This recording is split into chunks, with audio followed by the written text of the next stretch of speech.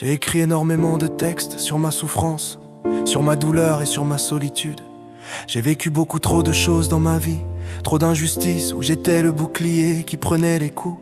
Les personnes qui comptaient le plus pour moi, auprès de qui je me sentais compris et en sécurité, sont mortes une par une autour de moi. Mon tonton qui était comme un père pour moi, puis mon père.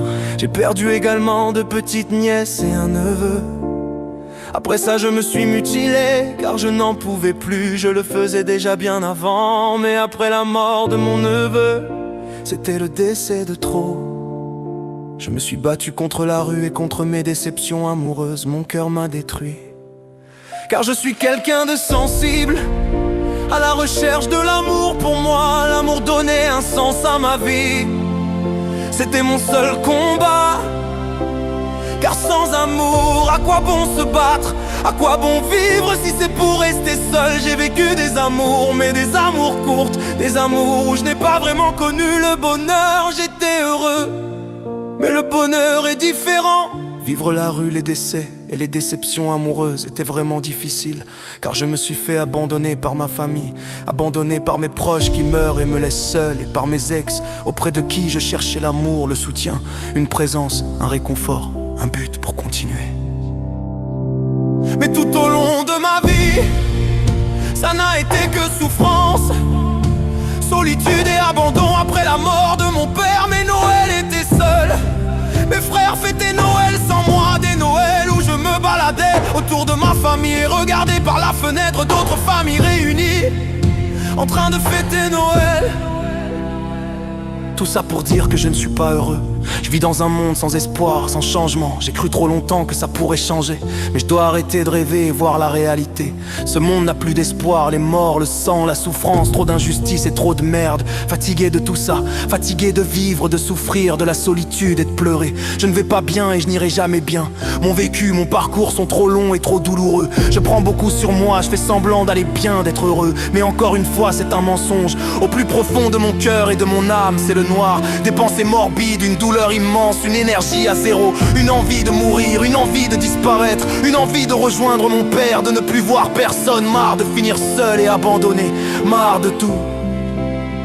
Aujourd'hui je suis arrivé à un point où j'ai de la rage envers les filles, au point que je ne les supporte plus, alors que tout mon cœur a envie d'aimer, mais je n'y arrive plus. Mon corps est fatigué et mon cœur trop lourd. Je ne pourrai pas revivre une vie normale ni rejoindre la société. J'ai juste envie de rester isolé de tout et de mourir seul et d'être enfin libre.